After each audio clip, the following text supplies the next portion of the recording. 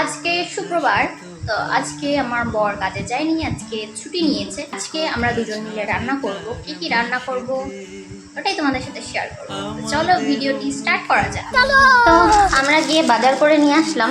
এখানে রয়েছে বেগুন, আর এখানকার শাক রয়েছে, জানি না শাকটা কেমন খেতে হবে, রান্না করলে বোঝা যাবে। আর লঙ্কা আছে। আমরা সব বাজার অল্প অল্প করে আনি, কারণ ফ্রিজ নেই। আর এখানে রয়েছে 1.5 কিলো আম, আর একটা আছে খাট্টা বানানোর, মানে চাটনি বানানোর আম। এই প্যাকেটের ভিতরে আছে লোকাল রুই মাছ, যেটা এখন আমার বর ধুবে। কখন মাছ ধোবা?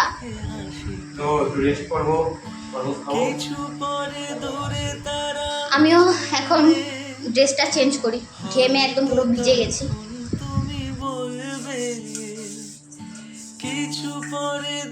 বর বানাচ্ছে শরবত, আমি ফ্রেশ হলাম, মানে একটু গা ধুলাম।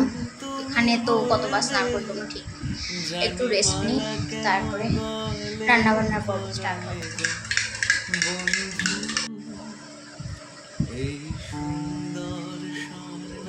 শরবত বানালো, টেস্ট করি।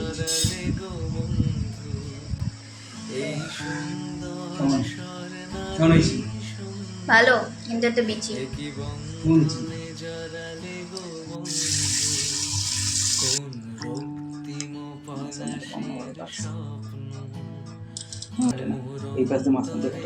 চলো আমি আমটা নিয়ে যাই, আম বেগুন সব কাটবো এখন। এই তো এতগুলো সবজি, শাকটা বর কাটবে আর বাকিগুলো আমি কাটবো। এই আমটা দিয়ে চাটনি বানাবো, চলো কাটি।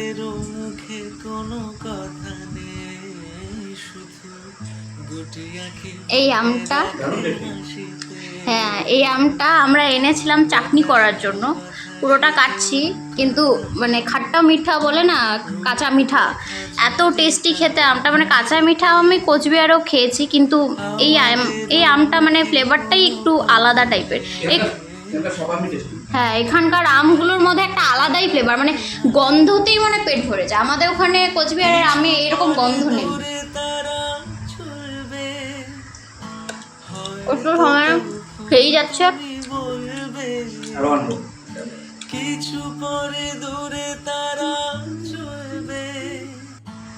সব কাটাকুটি আমার ভাগেরটা কমপ্লিট, বরেরটা বাকি আছে শাক কাটা।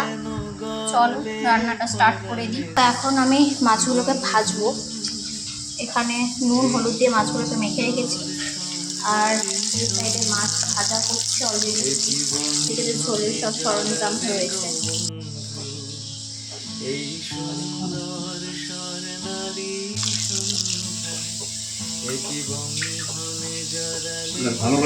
আমি ধুচ্ছি চাল, আর ওইদিকে শাক ধুচ্ছে কাটার জন্য। দুজনেরই ঘেমে অবস্থা কাহিল। গাইস তো এখানে শাক ধোয়া, মানে শাক ধুয়ে কেটে রাখা হলো, কাটছে। এদিকে তো ভাত বসিয়েছি, মাছ ভাজা হচ্ছে, হয়েই গেছে মাছ ভাজা। এখন খালি ডিমটা ভাজবো, আর পটল ছিল দুটো, পটলগুলো ভাজবো। আমার কিন্তু এখানে মাছ ভাজা কমপ্লিট হয়ে গেছে। পটল ভাজা তিনটা পটল ছিল, মানে 4টা পটল ছিল, একটা পটল পেকে গেছে, তো ওটা ফেলে দিলাম। আর এখানে এদিকে শাক ভাজা হচ্ছে। এখানকার এটা শাক, জানি না কি শাক, কি নেওয়াটা না, নেওয়াটা শাক বললো না, আর যাই হোক নেওয়াটা না কিনা কি একটা নাম বললো। শাকটা ভাজছি, তারপরে মাছের ঝোল করব। আর এদিকে দেখো, ওর কাঁচা মিঠা আম খেতে এত ভালো লাগছে, বসে বসে কাঁচা মিঠা আম খেয়ে যাচ্ছে। আমাদের বিছানাটার হালত জাস্ট দেখা যাচ্ছে না, সব ওর জামা কাপড়। পনির শাক বানালাম বেঙ্গলি স্টাইলে, দেখা যায় এখন খেতে কেমন লাগে।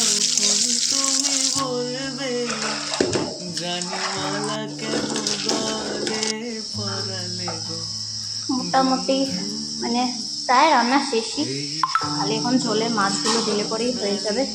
তো চারপাশে তেলগুলো ছিটে আছে, সেগুলো মুছে নিচ্ছি।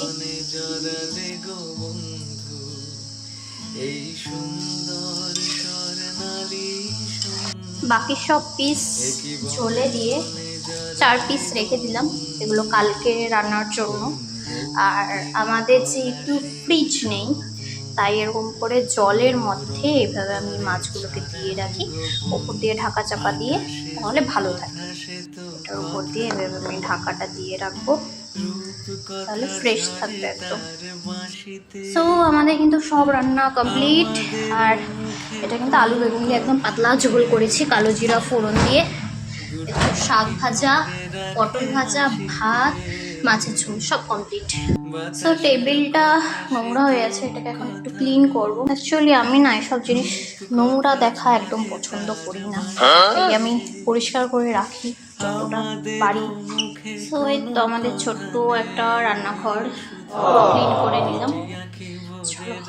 চলো এখন রান্না যেহেতু কমপ্লিট, খেতে বসে পড়ি। লেট করে লাভ নেই, কারণ 3টা প্রায় বাজতেই যায়। কেটে নিয়ে এসেছি যেই আমগুলো বাজার থেকে আজকে আনছি।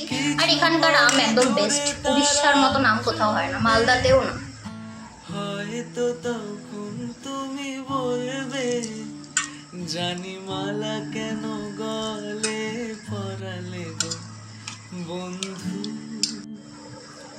এই সুন্দর স্বর্ণালী সন্ধ্যায় একই বন্ধু। বরের থালা একদম রেডি, ভাত, পটল ভাজা, শাক, মাছের ঝোল, আম, মানে আমারও আম আছে, এখানে আমিও সেম নিয়েছি।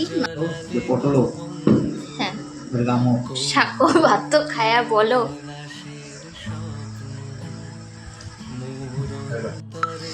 চলো ওড়িয়া শাক টেস্ট করে দেখি বাঙালি ভাবে বানিয়ে।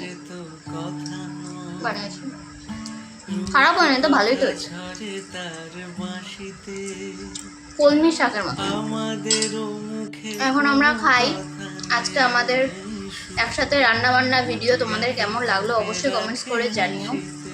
চলো টাটা।